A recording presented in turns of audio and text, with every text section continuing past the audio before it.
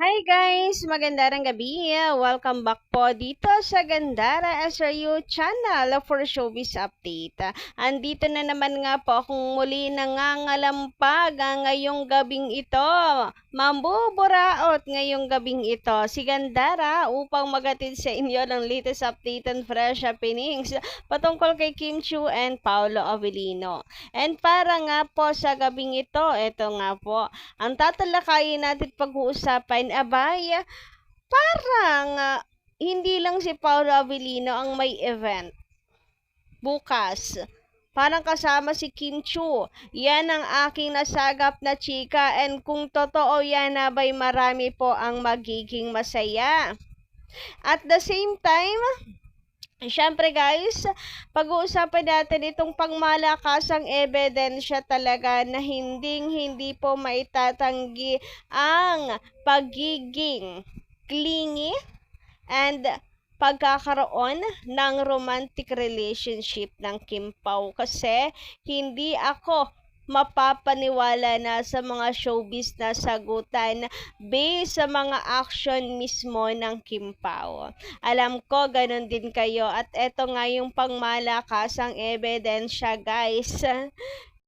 Pagkakaguluhan natin yan ng sabay-sabay ngayong gabing ito. But before that, sa mga hindi pa po nakaka-subscribe dito sa aking channel, paki-click lang po ng subscribe button at notification bell na nayel sa baba para mag-i-updated din po kayo at ma-notify tuwing may bago tayong chika at balita hinggil sa Kim Pao. Basta mga balita na may kinalaman kina Kim Chiu and Paolo Avellino, sagot na natin yan. And eto nga, after Cebu, ngayong gabing ito, next event naman ni Paolo Avellino ang ating aabangan sa Santiago.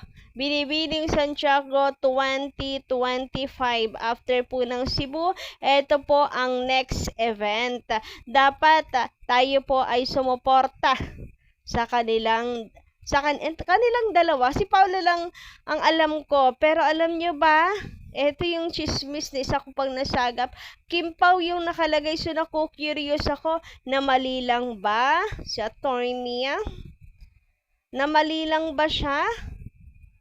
Dapat Paolo Avellino lang? Pero hindi eh. Paano siyang mamamali na sanay na ng Kim Pao na magkadikit? Kambal tuko na yung pangalan nilang dalawa? Or sadyang ito ang sorpresa? Wala kasi sa picture si Kim Chiu. So maigi na ring abangan po natin. Ito kasi ang sabi dito, dahil tulog na mga bata, napapayag ko si Ino mag-TikTok at mag-trend, haha, couple, #FYP. PS, sa May 5, magpe-perform po si Glock 9 kasama si Kim Pao. O, diba, si Kim Pao, nandun ang pangalan ni Kim, yung totoo po, attorney, nasanay lang ba kayo na magkadikit ang pangalan ng dalawang yan? Or talagang andyan din pati po si Kim Chiu? Ang katanungan ay bakit wala si Kim doon sa picture? It's a surprise na pinahabol lamang ba? Kala hindi kaya ang budget, pero para sa sigaw ng taong bayan. Ito tingnan nyo di ba wala si Kim sa picture? Sana nga totoo, pero paano kung nagkamali lang ng type? But again, at least isa po sa kanilang dalawa nandyan si Paolo Avellino. For sure marami pa rin po ang pupunta ng mga fans.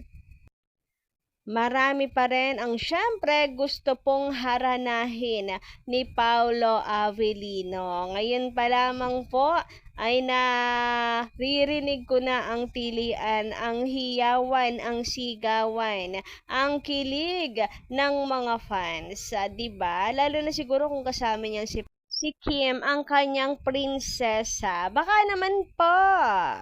So, for the complete details, ayan nga, Glock 9, Kim Pao daw po at PJ Monterde sa ating Santiago Sports Complex para sa Balamban Grand Concert. So, see you daw po all there, kabsat. Anyway, sabi naman dito ni Madam Rosemary Chano, matagal na yung interview na yan, time pa ng Darna, wala pang Kim Pao.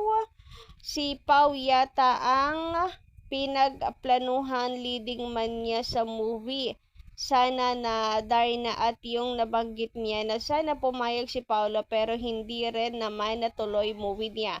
Crush niya kasi din si Paolo pero last year merong event sa Surigao yata yon, ang daming artista. Inimbitahan isa na si Paolo at Jane. May video na nagsama sila lahat ng mga artista sa isang lugar.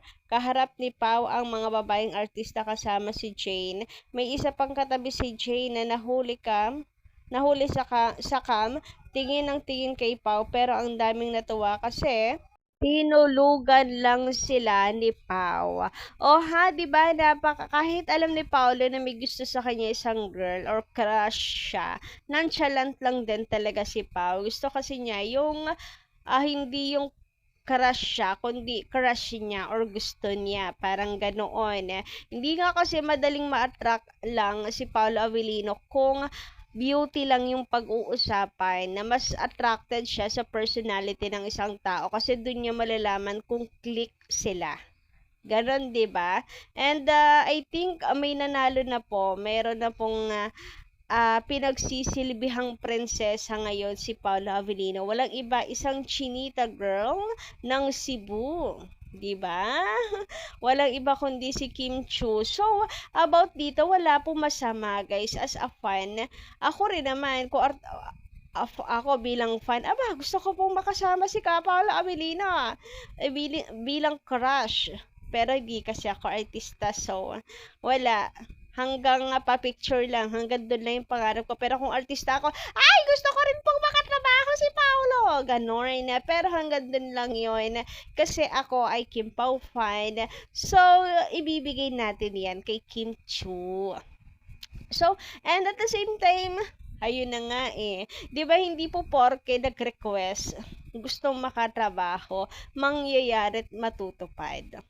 'Di ba? Matagal na daw 'yon pero may nangyari po bang projects together? Wala naman. And si Paolo na stuck na kay Kim. Sabi nga ni Pao, kay Kim yung bagsak niya. Meaning, yun na, bagsak na. Wala na pong kasunod kay Kim lang. Sabi naman dito sa pangalawa nating commenter na si Madam Elisa Lim, maganda ng gabi, shout out, ambisyosa naman ang babaeng yan. Dapat alam niya yung self-worth niya. Ang sinabi niya, crush niya si Paolo at gusto niya maka-work. Bakit? Sino siya? Hindi naman siya sikat. Yung Darna niya, hindi ngayon nag-click at medyo hambog siya at demanding at walang respeto sa katandem ni Paolo.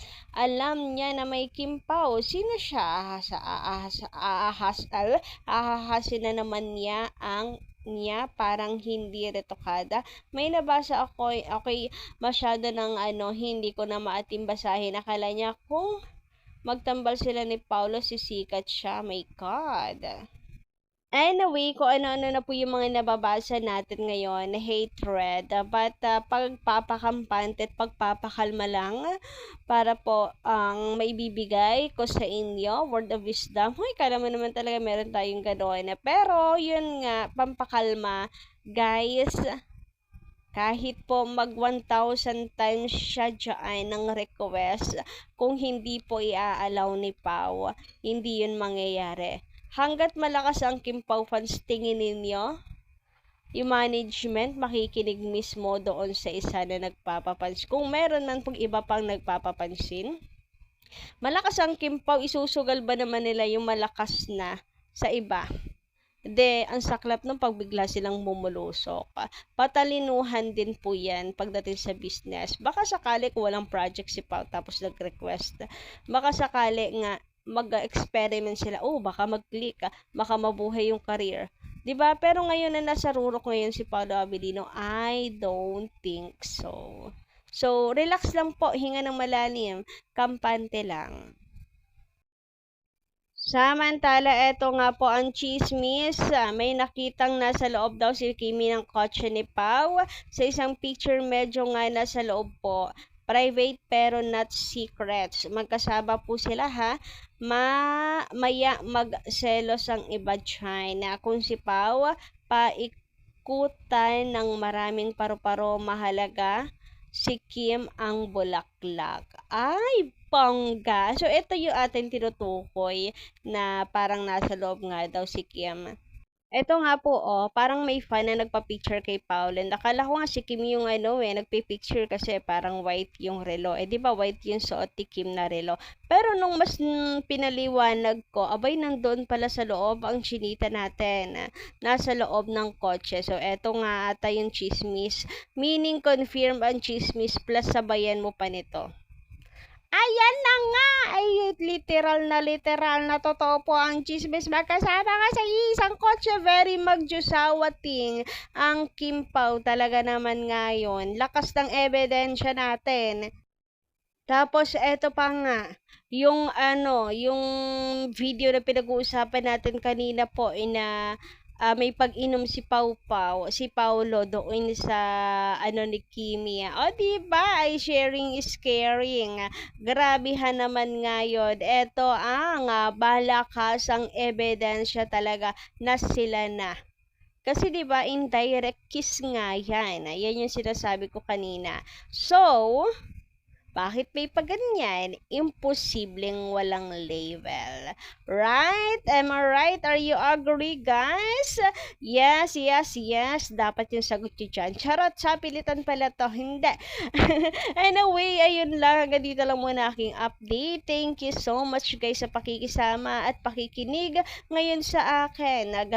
Ngayong gabing ito. And syempre, pakikitambay sa aking channel gabi-gabi para makipagkwentuhan about po sa ating mga minamahal na idolo, sila Kim and Paolo. So hanggang dito lang muna aking update. Thank you so much again and kita-kits po tayo sa susunod ko pong balita and pa-comment na lang dyan ang inyong mga reaction at saloobin. Maraming salamat!